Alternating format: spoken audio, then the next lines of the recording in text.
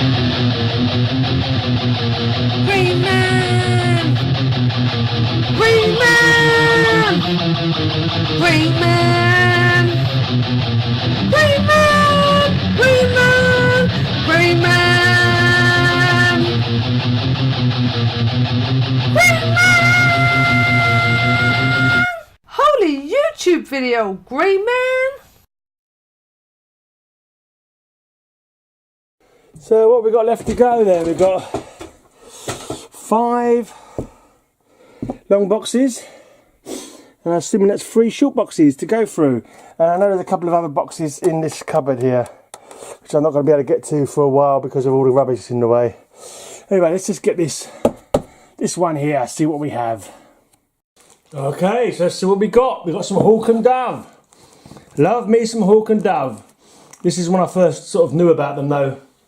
Back in this period, I never knew them when they first came out in Showcase 74, whatever it was, 75, something like that. And of course, this is the second Dove.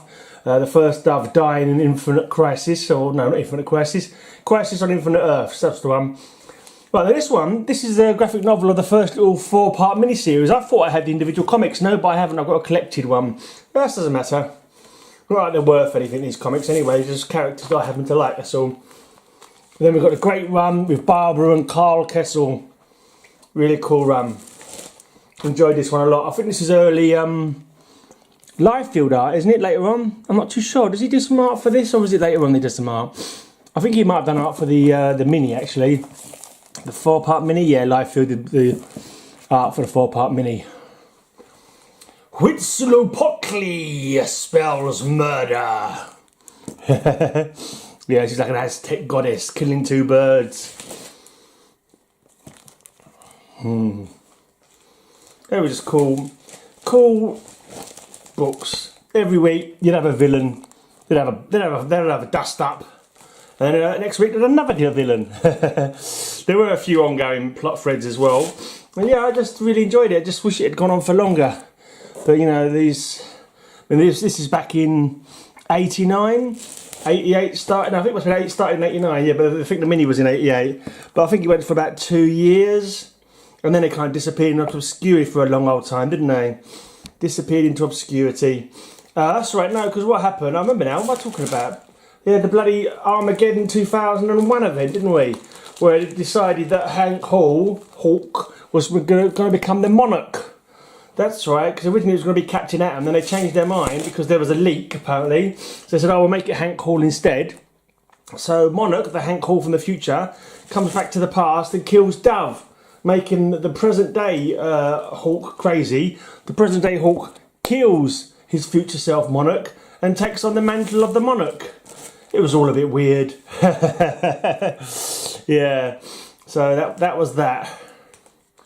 That just annoys the hell out of me when it's like such a trope with comics that they always turning heroes into bad guys. I hate when they do that. It's like, come on, get another bloody idea for God's sake. You know, there must be other ways of, you know, doing things. This is Hawk and Dove in their like final form kind of thing. This is what they would be like if they fully let themselves become agents of chaos and order, or lords of chaos and order. This is what's that character's name now? I can't remember now. Kestrel, is it? I think it's Kestrel. But this is Hawk's girlfriend in this comic. I don't know if she's been revised in any of the previous, you know, in the following comics, which is a shame because I liked her. I think her name was Ren or something like Ren. Well, she was a nice woman in this comic. I liked her. I liked her character. That's always the thing with comics. You get like a little run of a comic, you have support characters, and then you'll never see them support characters again. When the character gets another book or anything, you never see them mentioned ever again. And it always gets on my wick, that does. It's like I've invested myself in the characters, no, not just the main characters, but I like their supporting cast as well. And then it moves on to another series, the supporting cast as if they never existed.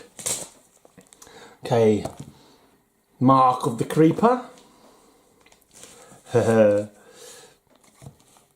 Washington DC has become a madhouse, so what else is new? Yeah, those are cool, I like them. They're the Madmen, aren't they? They originally were Blue Beetle villains, I believe, the Madmen. I've always thought they were quite fun. Just a bunch of guys in day glow paint, and yeah, and makeup really, just being a bit zany and causing chaos. I thought they were quite cool though.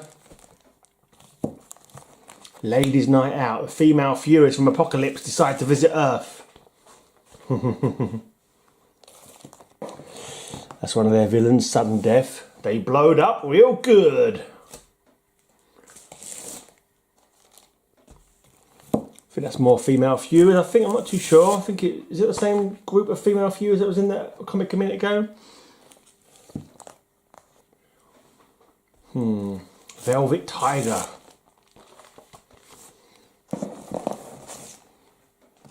Brainstorm. So we're coming up to just over two years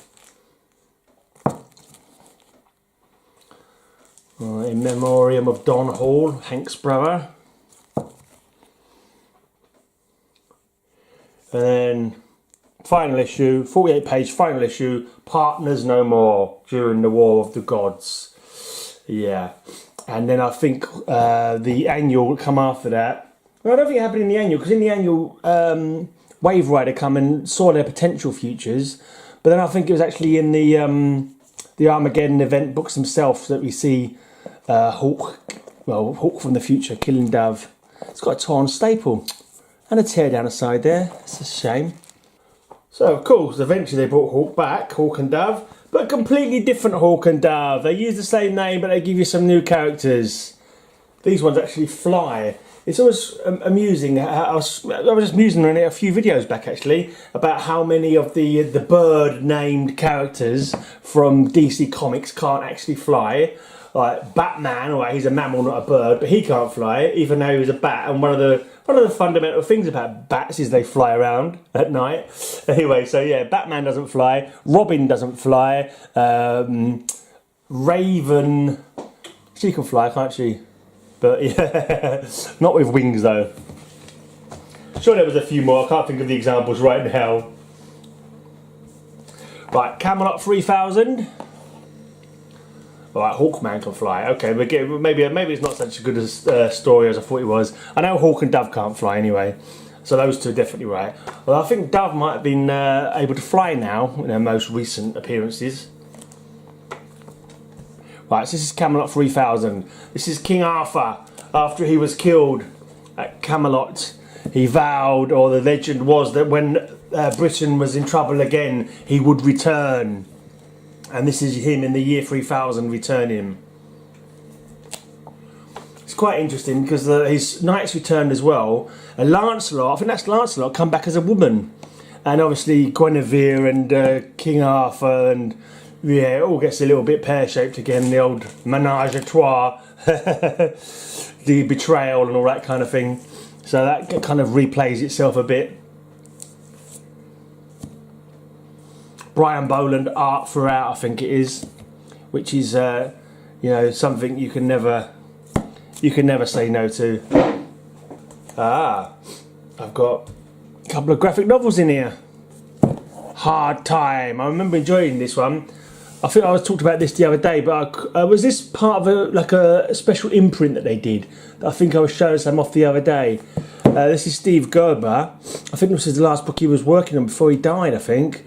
And didn't he do Howard the Duck, Steve Gerber? I'm sure it was something like that. And this kid gets put away for life for like getting involved in a bloody school shooting, and obviously terrible. Oh no, I've got some individual issues. So I've got one graphic novel, then the rest are individual issues.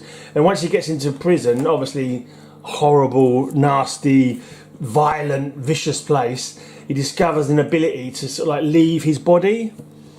Can't remember if it's just like simple astral projection or whether he can actually do stuff when he's left his body. I can't remember the exact details of it, but it was quite a good story from what I recall. I'm not sure if this is the full run. I think maybe this was like meant to be maybe season, or DC Focus, that was the name of the imprint that it was part of. I showed off some DC Focus books a couple of weeks ago actually. Can't remember the names of them now, but yeah, they were an interesting little lineup of DC. I'm not sure if there was any more Hard Time, like a second volume or something like that. I get the feeling this is Steve Gerber wasn't very well at this point, and I'm not sure if he ever got around to, was ever able to write another series. I hope I'm getting my facts right here. I hope I'm not confusing it with other people, as I sometimes can do. Right, then we have Judge Dredd, Legends of the Law. Of course, I've read Judge Dredd since I was a kid. Started back in the 70s when I was like not even in my teens yet. My brother collected it. I read all of his comics, of course. He read some of my comics. But we always, 2000 AD was always the one we had to read first as much as we could, because it was action, pure action. And I seem to have 2 of number 5. One of those will have to go in my doubles pile.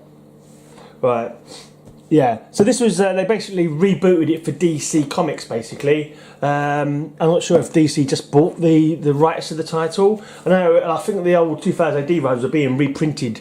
Not by DC though, I don't think so. Anyway, I'm not sure, I can't remember who was reprinting them.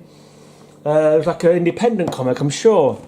But anyway, so this is basically a slight reimagining of Judge Dredd for a new DC run. It was pretty decent. Legends of the Law, this one. Was the first one Legends of the Law as well? Have I mixed up? You know, it's all Judge Dredd, Legends of the Law. There you go. I think there was another title as well, which is just Judge Dredd. Right, so I went to 13. I'm not sure if it carried on after that. It just says end at the end of it, so I'm thinking maybe it didn't sell as well as they would like. And also, as well as the Judge Dredd Legends of the Law, we've got Here's the Law, Judge Dredd. I think the stories weren't too bad. I think Legends of the Law was trying to be like a retelling of how the judges came to be in charge, and like the apocalypse, the atomic war, whatever it was that, destroyed most of America, leaving just a couple of massive cities on either coast. And of course, you deal with some of the future crime that goes on, sci-fi crime, and then you've got mutants, and you've got aliens, and psionics, and all that kind of stuff going on. So yeah, it's always an interesting read. The Dredd movie was awesome with Carl Urban. The Schwarzenegger movie was pretty rubbish. I think it just catered too more to try and be a family film. But Judge Dredd, with the themes that are in Judge Dredd, even though it was started off as in a comic, it's a lot more adult than any other comics of that time. And it became more, focused on like adult themes and that kind of thing. Is that a McRae cover? That guy looks like one of the characters that he's drawn before in Hitman. Not too sure. Anyway. Right, so that's it. That's Judge Dredd. 18 issues of Judge Dredd. Yeah, I think that was the full Judge Dredd run.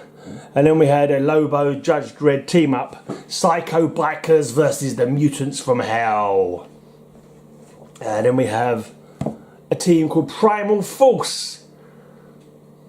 Red Tornado is the only well-known one in that one. I think his name was something like, Demon Claw or something like that. That looks like Jack O'Lantern there. That's a golem of some type, and I'm not sure what this lady's name or powers were. But I've likened these guys, this is from 94. These guys are kind of like a precursor to Shadow Pact. Slightly magically inclined, but like, I think they might have represented like forces of like air, wind, fire, that kind of thing. I got a vague feeling, it's something to do with the elements, the 4 forces or whatever, the earth, wind, and fire, and ice, or something like that. And there was like a major kind of supernatural disaster was happening, and these guys, Primal Force, were protecting the earth from destruction. Kind of in the vein of Night Force, but but with slightly more superpowered. Night Force are like a non-superpowered version, and then you had Primal Fear. Primal Fear is a metal band. Primal Force, and then we had Shadow Pact, and I think they just built up and finally went, you know what? This is really quite a good idea. Why don't we make Justice League Dark? with the big guys, you know, the bigger people from the DC universe, rather than these second stringers. So of course the second stringers are always, you know, sent into obscurity more often than not, and the big boys took over. So we see that Black Condor has joined the team by now.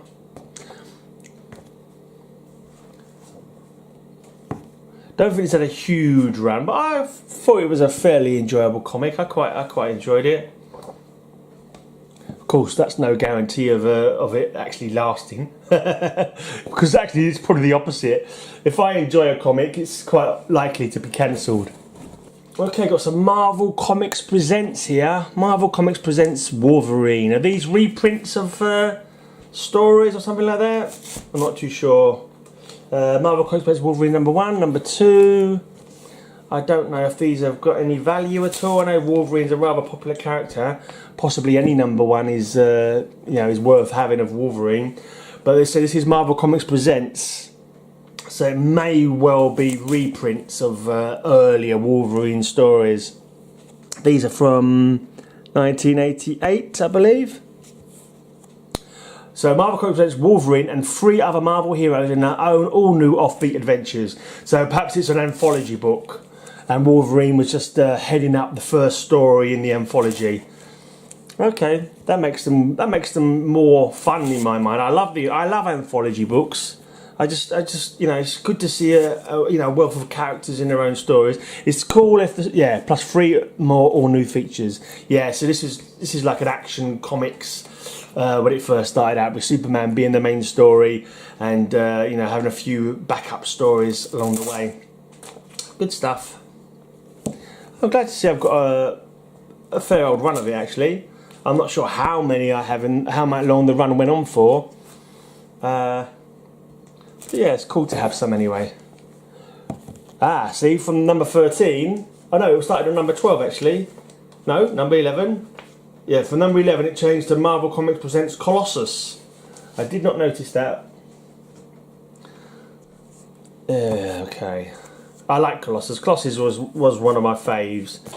Who can not like that guy? Look at him, he's made out of metal, for crap's sake. Look how awesome he looks. He's standing there all shiny.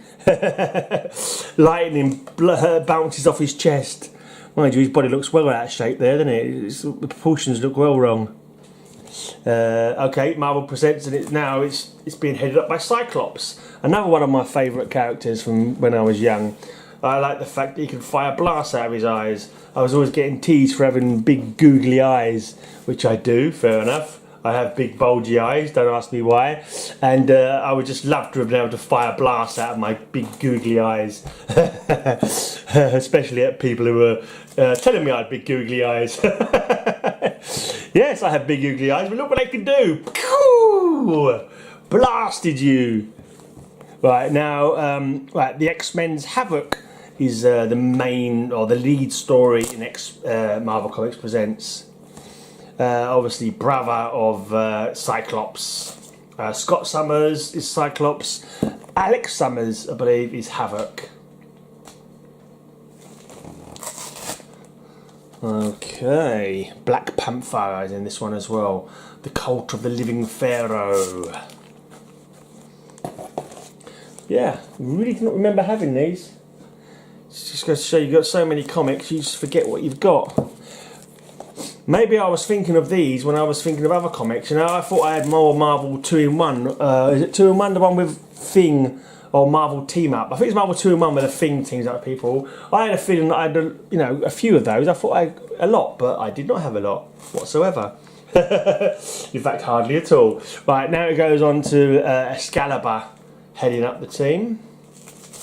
I actually had Excalibur from number 1. I think I mentioned it before in my videos, but I didn't mind it. It was alright. I didn't mind Excalibur. I was getting pissed off with X-Men books. I just thought they were too convoluted. It's nothing bloody. It was just like, oh, time this, and you're actually my bloody great granddad or whatever, and all that. And like Wolverine got on my bloody boobs because of the fact you can never be beaten, and he was always, embarrassing Scott Summers, who was my, was kind of my fave because of his blasting eyes. And I don't know, it just got a bit too much for me. X-Men, I just thought it just ended up being pants, to be honest. Just went right off it. The artwork, but there was a time when I was going off all the Marvel comics anyway. I completely forgot what I was trying to say there. Was there a point that I was going towards? I'm sure I started the sentence with a point, got distracted by something. Anyway, it hardly matters. Not enough people actually watch my videos for it to make any difference whatsoever. I think people just go, probably fast forward it if anything. Or watch the first minute, realise I've got absolutely nothing important to say, and then move on. Oh no, yeah, I had Excalibur's.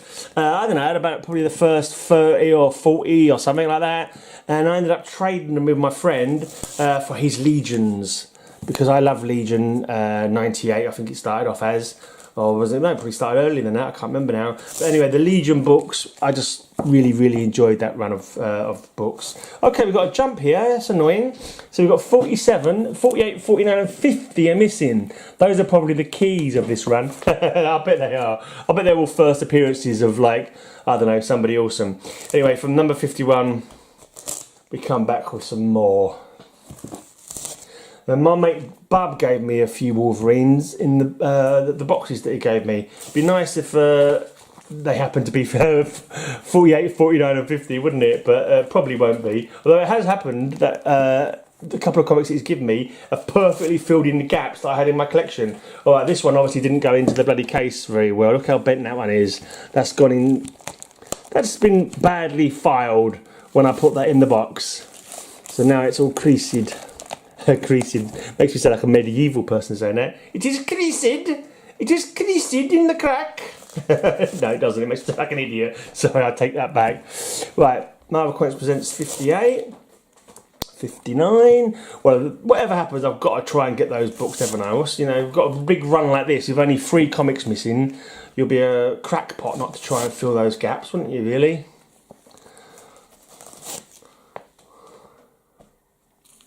It looks like Wolverine's back in the helm of this title.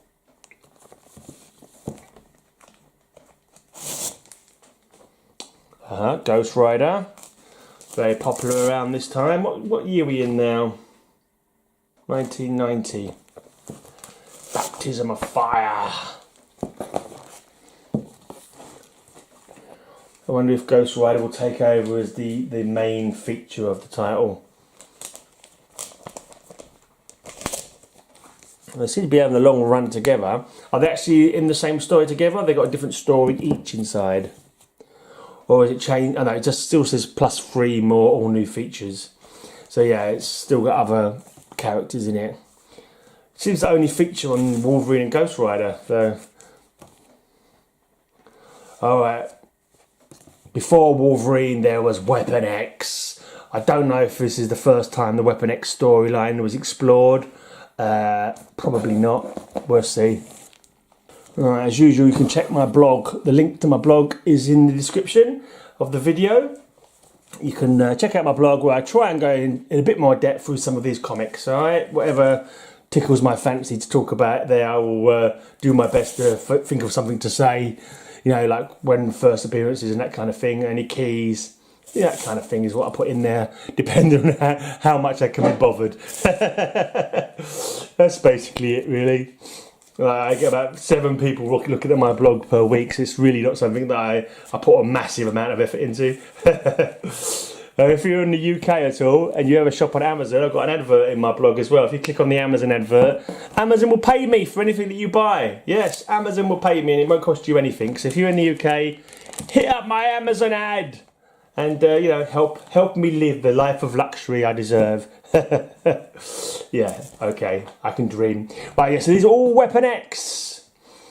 Well, I don't know, I can't imagine that Weapon X was first featured in this Marvel Comics Presents. I'm sure it would have come in the main Wolverine books. So, I mean, I don't think these are reprints though, because if it was reprints, they'd be all Wolverine, wouldn't they? There wouldn't be like a number of stories.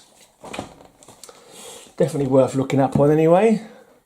Because if it is the first, like, Weapon X reference, then it might be something worth having. Okay. We've got 89 of Marvel Comics Presents, and we've got a massive jump to 133. That's a big old jump there. 134. 135. Interesting why there's such a big jump. I don't remember collecting these at the time. But yeah, so I don't remember having them at all. Could I have picked them all up afterwards? Oh, it jumps again. 137 to 166. And then that's the last of them that I have. Now we're getting on to some Image. Pitt. The ripping first issue of Pitt. Dale Keown's character, I believe. He was doing a good run on the Hulk. When he left to join Image, he did Pitt, who was like Hulk with claws, basically. It's kind of like Weapon H, Project H, or whatever it is. That is practically Pitt. Yeah, good art. I think this little guy was called Timmy, and I think he was protected by Pitt or something like that. It was kind of like, yeah, and then these was like Pitt's family. I think they were aliens. Yeah, and basically I think he wanted to break away from them. I think they were all like, let's conquer the world kind of thing. And Pitt was kind of like, no, I am protecting the world. I can't remember if he actually spoke. I think he did speak. But yeah, he did look damn well badass, which is the main thing. That's the main thing you need really in a comic book. A character who looks damned cool. And yeah, this is somebody bullying little Timmy. In about 2 seconds he's going to wish that he hadn't, after he's finished cleaning his trousers. Right, oh, looks like Timmy's turned into an alien monster himself here. Number 11. Full Bleed was the name of this branch of Image Comics, because they were all kind of their own separate studios, didn't they? But under the main Image banner. They're all mighty cool covers anyway. No idea if Pitt is still going. I would venture possibly not, because I've not heard anything about him for a long, long time.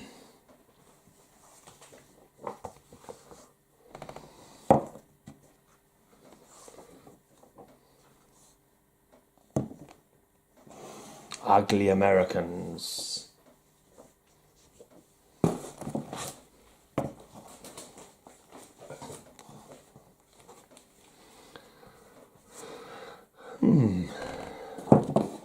Pit Crew. All right. Okay. So that was number 19. Mature content. That's the last Pit that I collected.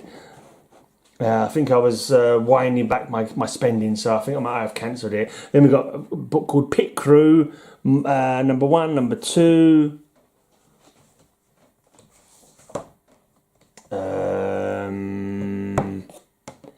This is just called Pit in the Blood. Is it an individual story? Is it part of a mini-series? Couldn't tell you. But, and Had to Happen, Hulk and Pit. Here we have Max versus Pit. Max is quite stocky, but he's nowhere near as tough as Pit, I don't think. He's got a little blade on the back of his hands. But yeah, he's a stocky little fella, but I don't think in an actual fight it would be that much good. But I don't think they actually did fight, to be honest, not properly. Yeah, they were pretty cool anyway. Max. The Max was a bit zany for my liking. It's something like Sam Keith or something like that. Is that the artist from there? It was very, very, very weird book. Right, now this one, Ethan Van Sciver, before he went to DC. Harris Comics, he did Cyber Frog. I think my dad picked these up for me. He saw them in the shop. I can't remember, I wasn't too sure how many I had. I remember I had some missing, and I was trying to get hold of them, and I managed to get hold of them. And now he's gone back to Cyber Frog, hasn't he? He's left DC. I don't want to comment, but I think he's a bit of a controversial character nowadays with some of his opinions on stuff. But yeah, apparently I think the new Cyber Frogs are going quite expensively. I'm not sure if there's a demand for the old Cyber Frogs now that he's kind of like I don't know, a spokesman, a doyen, a beloved figure of the right. I'm not sure what you want to call him. But yeah, I'm not sure if these ones are valuable now because of the fact that he's taken off. You know, his art is good, and I did like the Cyberfrog stories. They were quite fun, quite just silly, you know, ultra violence kind of thing. Yeah, with a silly character, but kind of cool. So that's that little. I'm not sure if that's a full set of those. And then we have Cyberfrog, Reservoir Frog. I've actually got hit more than I remembered. I know I was trying to... I had them on order actually. I had them like because they weren't that readily available. I put like in my wants list on mycomicshop.com, and I must have picked them up in the end. And then lastly from Cyberfrog, we have him with Creed. I'm assuming is that little fella there. Not sure what he did. Right, now possibly the rest of this box is made up with this character, because I remember collecting him for quite a while, at least 100, I'm sure. The Savage Dragon. I think it was Eric Larson. I think he did some Hulk art as well back in the day. And when Image came on, he was one of the ones who went back to writing about characters that he'd created as a kid, I believe. I think Savage Dragon was like a character that he drew back when he was first cutting his teeth with learning how to draw. Right, so that's the third Rocky. I don't know why it suddenly goes on to this one. The Savage Dragon meeting up with the Teenage Mutant Ninja Turtles. I feel that's in the wrong place somehow.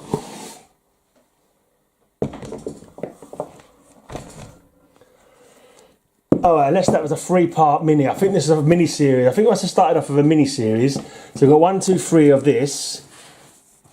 And then we've got 1 and 2 of the Savage Dragon facing up with the Teenage Mutant Ninja Turtles. Not a set of characters I ever really bought any comic books by, to be honest. I was a bit old when their cartoons first came out, so I actually know Teenage Mutant Ninja Turtles from the role-playing game, and that's how I know the Teenage Mutant Ninja Turtles. And that's so yeah, I played the role-playing game a bit. Oh, that's annoying. I got on to the Savage Dragon. I've got number 1. No, number 2. How the heck did I manage that? Ah. So 1, 3, 4. Right, now I should have a fairly complete run up to, I'm sure, up to 100 at least. I went for another box recently that had Freak Force in it. I think Freak Force were attached to the police force for a while, because Savage Dragon was unique in that he was actually an officer in the police force. Not something you see an awful lot of in comic books. Right, it's got a good healing factor, old Savage Dragon. I think this was a character that was created by someone who wrote in. I think you had a competition for people to create their own character. I think this chap was called like Lobster Pete or something like that.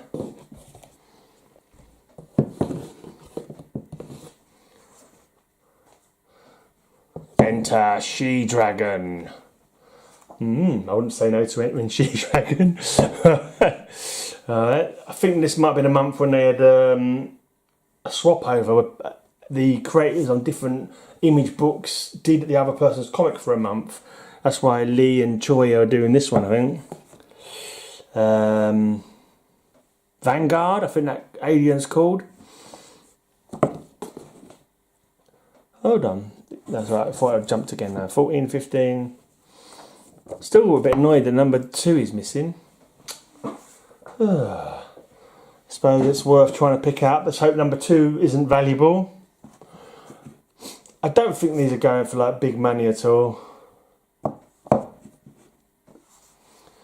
Is it really necessary for that really ugly demon to have a hot pair of boobs like that? You can see full nipplage there. Yeah, that's unsettling. I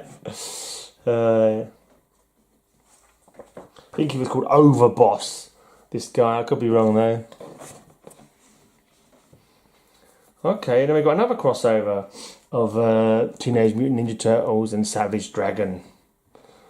The Green Team.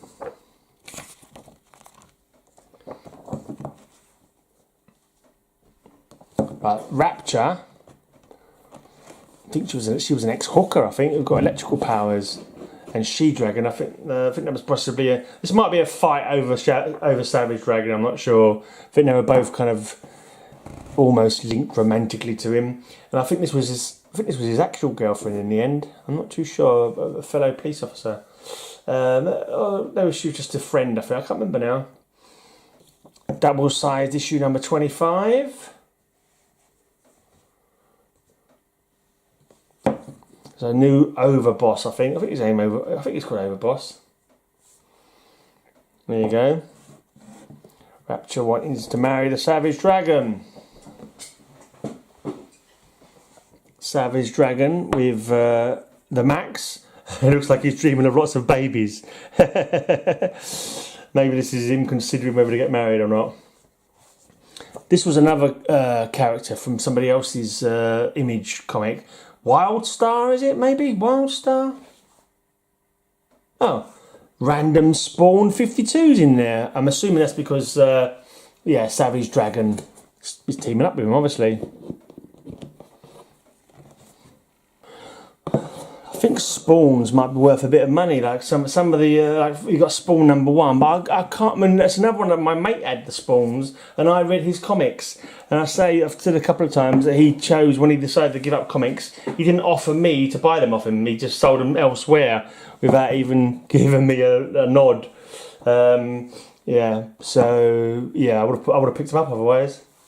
All right, teaming up with Hellboy or crossing over with Hellboy.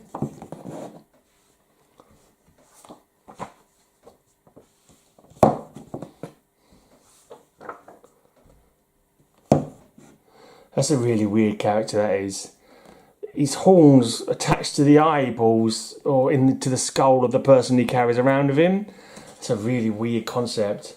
Kind of nasty. Yeah, there are a lot of cool villains in... this one's not very cool. This one is disgusting. This one fires manure or dung or silage, or you can see the flies flying off it, and Savage Dragon almost drowning in what I can only assume is excrement. That is not an enemy you want to have in your on your rogues gallery.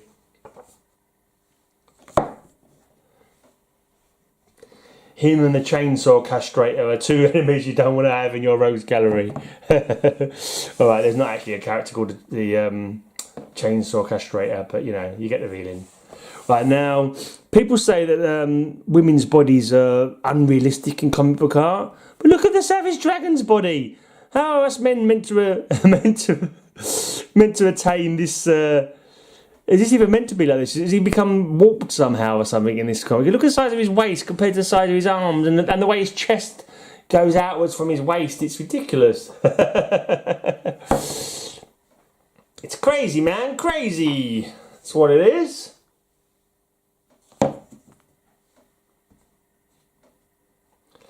I think this is Hercules and Thor, the Savage Dragon universe version of them anyway.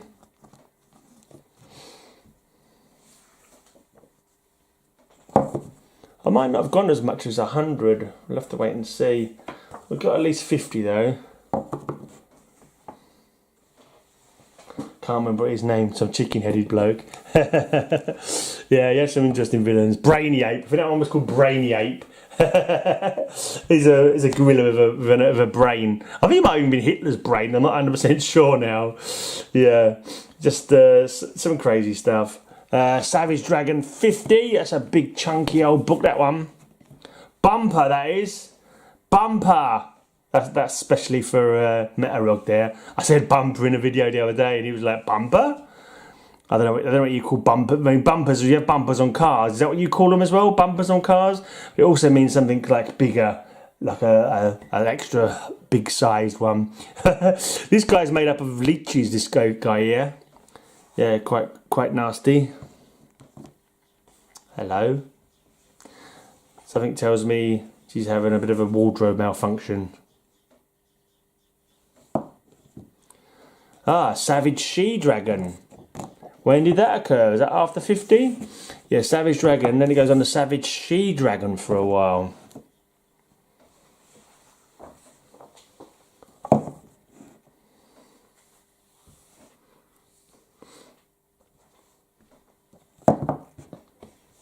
Wow. There are not many blinking issues of this Savage She-Dragon where she's not having some kind of wardrobe malfunction. Oh, you know what I mean? It's like, blimey, dear, you want to get yourself a better costume, I reckon. Something a bit more durable. Right, number 55. We are missing number 56. Boo. Right, and I think this may be towards where the run started fizzling out. So 56 is missing. There we have 57. And then the next one, number 83.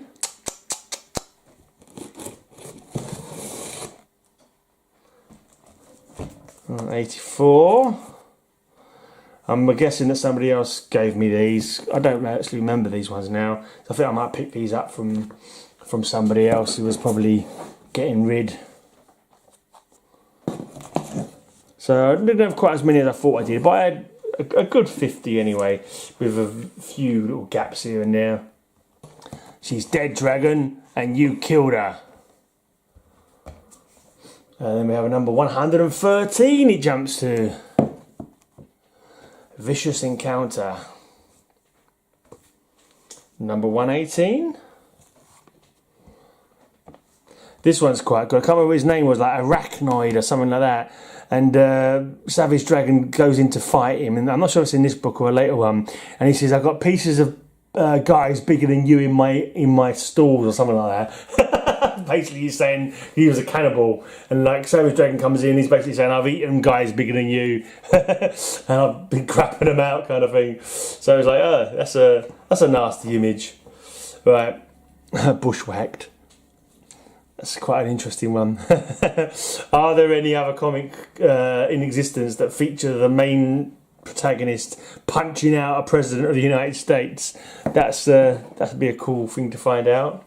I dare say there isn't. Right, now we've got a little story from Savage Dragon called Red Horizon. What's this, a 4-part maybe? Or perhaps just a 3-part. I've got 3 parts anyway, so let's hope it's only a 3-part and I'm not missing any parts. And then we have Savage Dragon Sex and Violence. Well, there's the sex bit, and there's the violence bit. She's locked off somebody's head by the looks of it.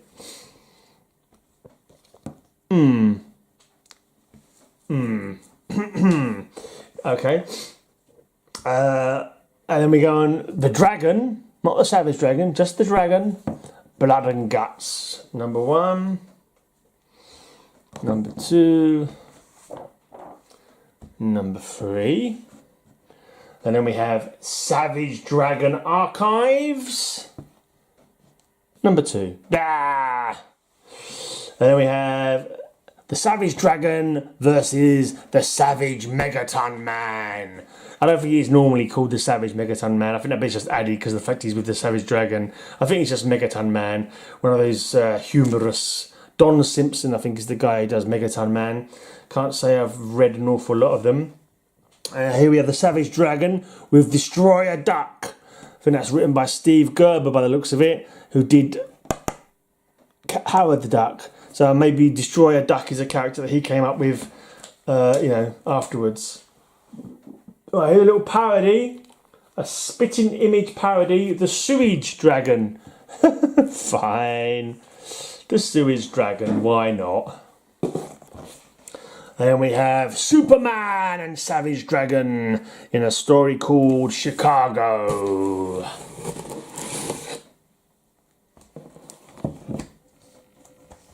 Right, now we have another cool character. Sergio Aragonés, Gru the Wanderer. You're a bunch of mendicants if you don't know who he is.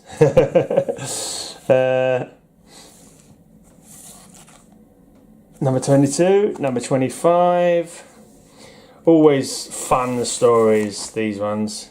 Number 26. I haven't got an awful lot of the Marvel ones. I don't think. It looks like I picked up a few actually from the back issue bins. Number 45, number 48. I believe I have when he went to Image, didn't he? He went to Image, and I'm pretty sure I have most of the Image run. Gru 50. More pages, more money, same jokes.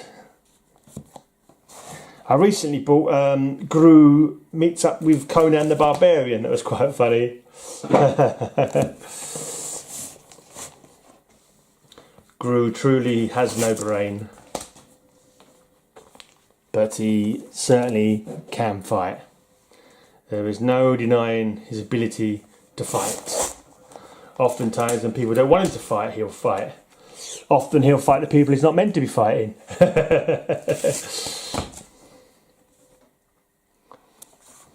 Number 56. Number 58. It's like Roferto, the dog, has been turned into a deity. Gru's facing the wrong way with his prayers. Number 59.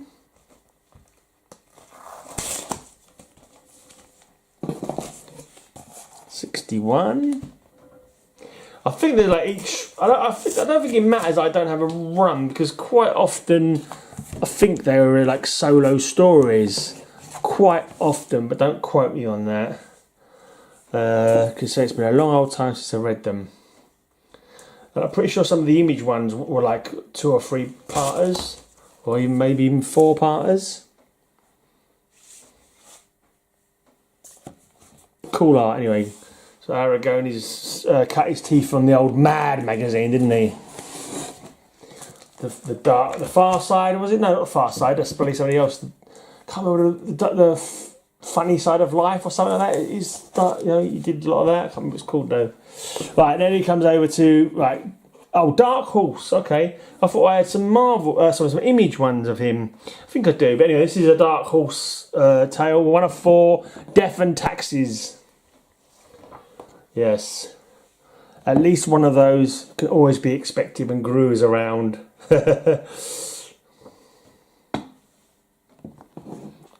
There you go, 4-parter, Death and Taxes. Right, 1 off, Dark Horse Comics, Gru! Oh, no, it's not a 1 off. What if it was a 1 off for? Just a little run. So 1, 2, 3. Yeah, I can count. I can count slightly better than Gru. Oh, right, now it's saying 4 of 4, so that must have been a little 4-parter there.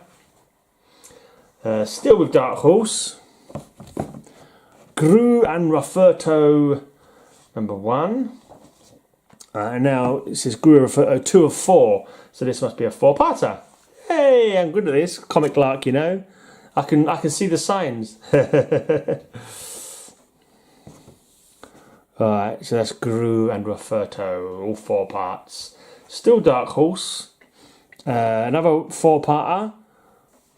Mightier than the sword. Of course, they say the pen is mightier than the sword. But as Gru cannot write, it does not work for him, I'm sure. Right, so that's 4 parts. 4 parts of Gru, Mightier than the sword. I haven't got many left here. I'm sure there was an Image run of Gru, but I don't seem to. Maybe it was Dark Horse run. I'm mistaken. I'm not sure. I'm sure I have. I'm sure I've got more than this. I reckon I've got some more. Oh no, maybe not. I don't know. Maybe that's all right. Flip nose. Right, we've got 4-parter now called Boogeyman, again by Sergio Aragones. Let's give it my best Spanish accent. Sergio Aragones, sí. Sí, there is the man himself, the hombre. That's terrible. Right, so I've got Image run, which starts with number 2, of course. All the best runs start at number 2. Who needs number 1? Okay, yeah, I'm fooling myself here. Right, so 2 and 3. Number 4 was rubbish, so I didn't pick up number 4. Who needs number 4? If you're not going to get number 1, you should always make sure you skip number 4 as well. It's just the rules of comic books. Number 6. 7.